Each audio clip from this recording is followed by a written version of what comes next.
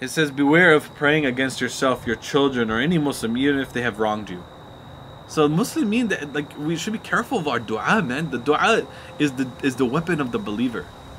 What we say, if we say, Ya Allah, punish so and so, or Ya Allah, so do so and so to this person, even if some of my teachers, they say, like, be careful what you say of one another, even if it's not like an explicit Ya Allah, oh Allah, do this to somebody.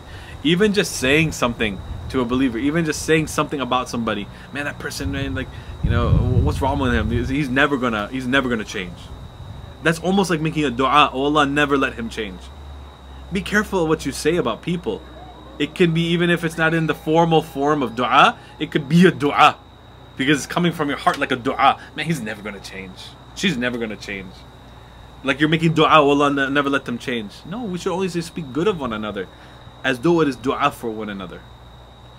And beware of unjustly harming a Muslim or insulting them. Beware of cursing a Muslim, an animal, an inanimate thing, or any specific person, even if he's a disbeliever. Allahu Akbar. Be careful what we say, be careful what we do. I remember reading a book by Sheikh Abu Fattah Abu Ghudda, great scholar, rahimahullah, and I was just reading in English, and subhanallah, he says, be careful even slamming the door. Don't slam doors, because even though that door is an inanimate object, it is Abdullah.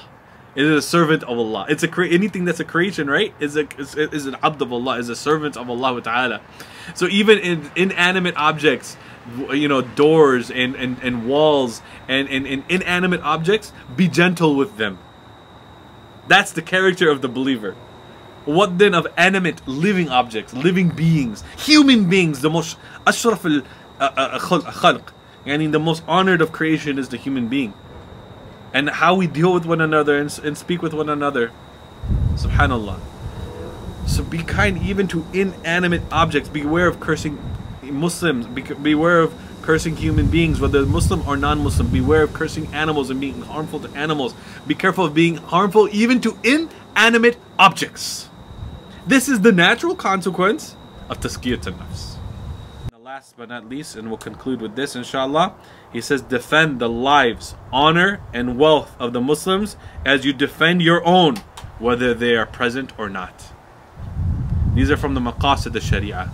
The preservation of wealth, the preservation of life, the preservation of honor, as some of the ulama add to this. But the honor of the Muslim, the life of the Muslim, the wealth of the Muslim, defend them as though you would defend your own life, your own wealth, and your own honor. Do we do that? We need to work towards that. May Allah Ta'ala facilitate for us, guide us, allow us to reflect on these words.